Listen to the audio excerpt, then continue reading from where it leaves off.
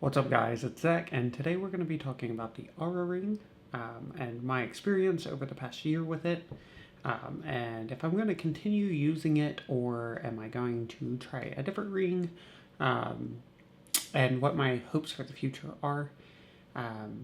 So yeah, let's dive in.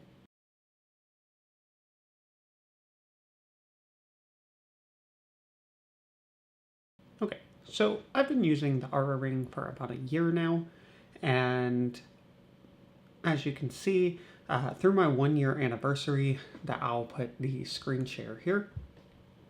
My superpowers were efficiency.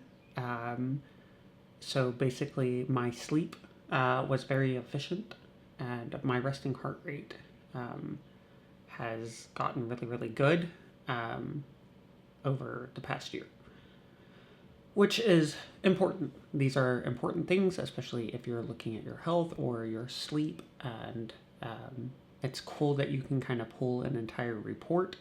And you could do this weekly, you could do this monthly, you could do this yearly. So you can get all the data that you need from Aura. Um, so my kryptonite was timing. Um, Basically, in my rhythm of sleep, it's not always consistent, which fine. Um, Something I should work on, but we'll see when we get there. Um, so my activity balance, it says you've improved your activity balance like a pro. Your balance very well between or you've balanced very well between activity and easy days, giving your body enough challenge and rest. Um, yeah, over the past year, especially over the past 6 months, I have been very more active. I have lost 30 pounds, and I'm sure you can see it maybe looking back in some of my videos. But these are things that have been very important to me, making sure that my body is getting the rest it needs to keep up with stress levels and to keep up with, the new activity, getting back into the flow of working out, running, and all of those things. So, um, so my total sleep, it only pulled the past 6 months, which was 1,212 hours. It's a cool stat. I'm sure there were a lot of low low hour nights in there, which it varies. Sometimes once my sleep gets in really, really good, where I'm getting 8 to 9 hours a night, after about a week or so, I just can't sleep anymore. I wind up getting like a 4 hour night or something. So I'll figure that out and see if I can improve that in the next 6 months. What's really cool is that you can get you get like an actual share sheet that you can share, and you can kind of share this with like your friends or on social media, um, and you could do that for anything. So if I go back in here and let's say I click sleep, right? And I hit the share, I can move all of this around and make my own. So if someone doesn't have Aura and they don't really understand like sleep score, right? Well, then I could just kind of put maybe my sleep stage as a graph here. And then I can add my total sleep, my deep sleep, and my REM sleep in some sort of way. And I do wish this grid was a bit better so that there would be more grids going down, but that's okay. So you can make your own.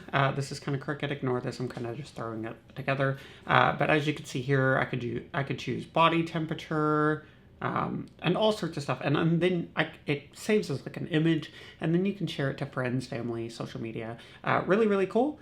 I don't have anybody on my Aura circle, so I can't say like how sharing the health metrics with another ring user. But I do have a lot of people in my fitness app through Apple, and since Aura really does link really, really well into the Apple Health app, so that being said, it makes it very, very easy to maybe adds all those things into the fitness app. So when you do a workout, your health, sleep, and stuff like that is all integrated back into Apple's. And sometimes I'll wear both. I'll wear my Apple Watch Ultra, and then I'll wear my Oura Ring to sleep and kind of get just both data. But I don't know which one the health app in Apple prefers. I do know though, if I just wear the ring, it'll show me the graph in the health app just like the Oura Ring. So that's really cool that it imports that, gets the deep sleep, REM sleep, everything, and does acknowledge that through Apple's health app. So at the top of mine, everybody's little home screen is a little different. It depends on what you choose to be more important to you. At the top of mine, it is activity goal. As you can see here, I've walked 4,640 steps of the 7,000 needed today. My baseline is 9,500. So what happened is my readiness score is low today, and it's because it detected that maybe I'm getting sick. I have a low-grade fever, and so it wants me to take it easy. As you can see here under daytime stress, it says elevated body temperature. And so we'll check that again in the morning. And so it kind of lowered what my activity goal is, which is really, really cool. But as you can see here, as I scroll down, you can get your heart rate. You get your heart health, which is a new feature. Basically, it's going to tell you your cardio capacity and what your age of your heart is, depending on your actual age. And so it's still learning right now. But right now it says minus 1 year compared to my actual age. So it thinks I'm younger, which is nice. And then you can see here today I did almost a mile walk on the treadmill. It doesn't say treadmill, but that's what it was. And then it grabbed that from my Apple Watch. And then strength training, it grabbed from my Apple Watch. That is the one thing though, is depending on what you're doing, a lot of the machines at my gym, I don't really have to take this off, but if I'm actually like using like a barbell or something, I actually have to take the ring off. I haven't tried it with a glove over it, but I hate the metal on metal sometimes, and I don't want to scratch the ring, which it already has slight scratches. I don't know if you can pick them up, but they're like right next to this little dent. And so what this is for is to make sure that you know what the orientation of the ring is. That is so all of the sensors on the ring are on the bottom side of the ring, and they have to be, they have to be on the underneath part of your ring. Now, I wear mine on my ring finger. I'm married. It makes sense for me. But the most accurate is your index finger. So remember that. But it seems to be fine on my ring finger. So take that with whatever you will. If you want to wear it on your ring finger, it seems to be working just fine for me. And I have seen plenty of other tech YouTubers and other YouTubers who are just wearing it be on their ring finger. My overall thoughts about the Oura Ring are I like it. The battery lasts a while, at least 5 days for me after a year. And then I just put it on its little charging puck, and it doesn't take long to charge. And you can actually, like, when I'm gaming, sometimes I'll put the puck in next to my PC, and I'll just throw it on there for a little bit, and then I'll put it right back on. And that way I'm kind of topping it up.